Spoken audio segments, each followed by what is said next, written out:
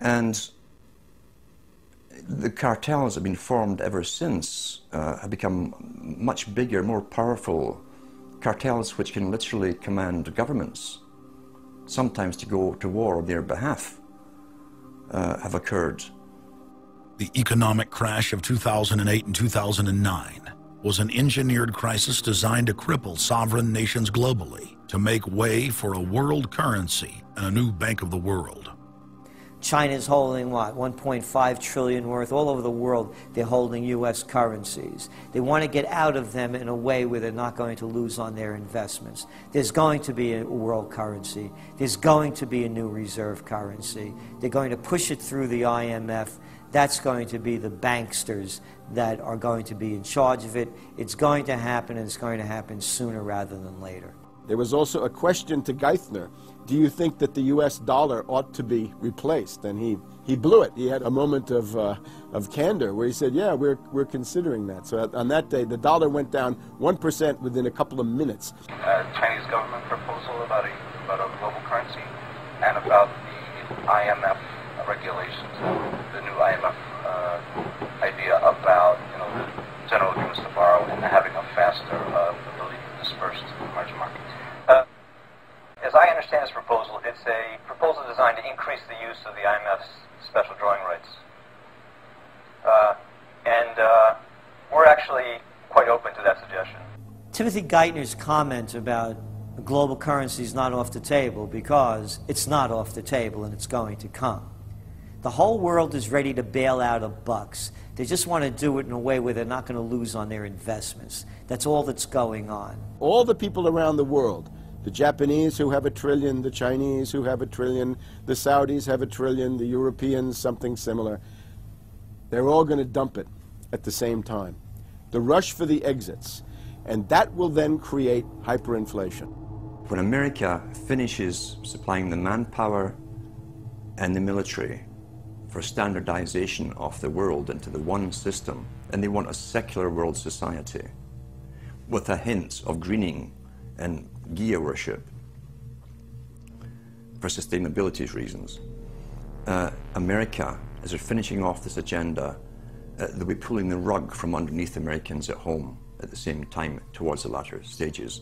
When the dollar starts to slide, and this was always the nightmare of Paul Adolph Volcker, who is now sitting in the Obama White House, once the dollar starts to go, there's nothing to stop it. There's no useful way that you can stop it once it begins to gather momentum.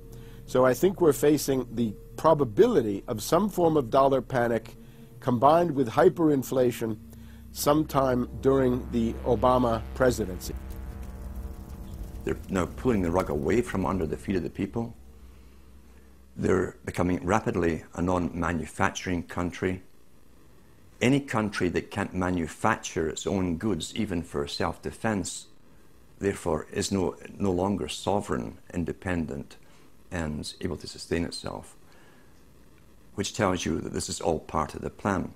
It started with the very beginning when you established that there was a Federal Reserve System given the power of the state to create money out of nothing and to do so without any regard to the will of the people, without any regard to what's behind the money system.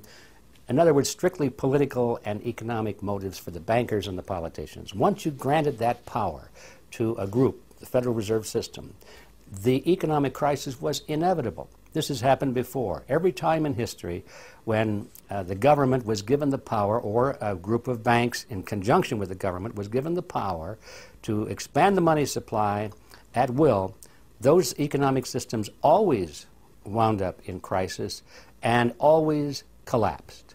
So there's no reason to believe that the United States was given some kind of a get-out-of-jail-free card, an exemption from the processes of history.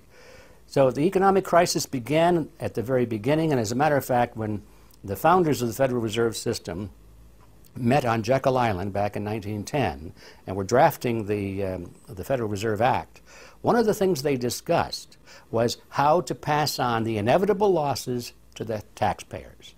They knew that inevitably something like this would happen, and they knew that there had to be some way to get out of it without destroying the banks, of course, because they were the banks. And they said, aha, we'll go into partnership with the government, we'll take our cartel agreement and pass it into law, call it the Federal Reserve Act, and we'll make the taxpayer come online and be responsible to bail us out if and when the failure finally comes. Who's going to soak up the derivatives? Who's going to soak up the debt? Who's going to be penalized? And right now it looks like Wall Street's getting bailed out, and the little guy and the middle Main Street America are all going to pay the penalty. Can the economy be turning around here? Are happy days here again? And can we actually have growth without jobs? Is this an oxymoron, jobless recovery? We're going into the greatest depression. There will be no job growth. Unemployment will continue to escalate. Along with it, so too will crime, poverty, kidnappings, boss snappings. And the more things spin out of control, the harder the hammer is going to come down by the federal government to keep everyone in control. Power is much, much more important to them than money is. Money is only a way to the means. Power is the end result. The elite's main goal is to destroy national sovereignty and individual independence. To consolidate their grip on power, the banksters create artificial debt bubbles that are mathematically impossible to pay back. These are those sinister, toxic assets, the complex financial instruments that they talk about but never really name. They're paper based on paper. They're credit default swaps, collateralized debt obligations, mortgage-backed securities, asset-backed securities, structured investment vehicles, auction rate securities, and so on down the line. It's an immense mass of cancerous, fictitious, speculative paper, bloated in value, impossible to bail out. Triage the derivatives on their books. There's no way to bail out a $1.5 quadrillion black hole of derivatives, but nevertheless they tried. The Wall Street cronies are crooks. If you leave the vault to the bank open, these people are going to help themselves. The job of the government is to make sure there's somebody there to make sure the vault is closed, and very few people have the combination.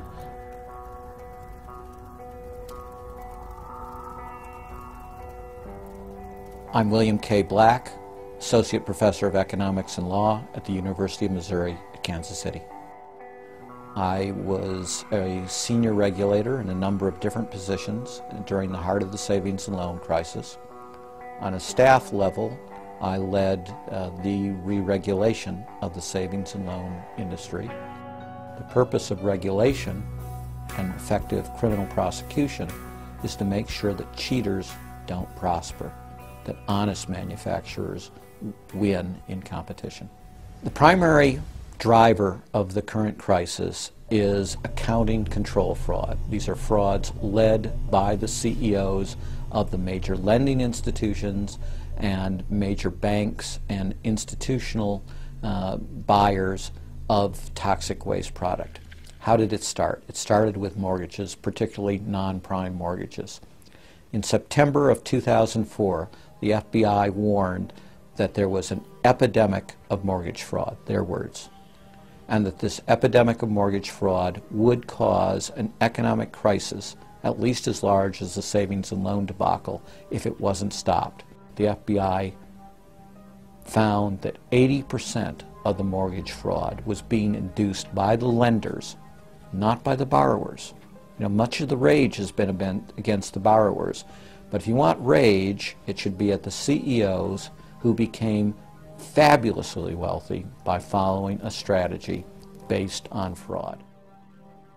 The Wall Street people and their friends here at the Federal Reserve and at the U.S. Treasury and down the Washington Mall here at the U.S. Capitol. That's where the damage was done, and if people want to vent their anger, they need to vent it against these people. Between the Bush-Paulson administration and the Obama, Summers, Geithner, Volcker administration, there's really a total continuity of economic and financial policy. Geithner was on board at the Fed, the New York Fed, dealing with all these institutions. He didn't get it. And then we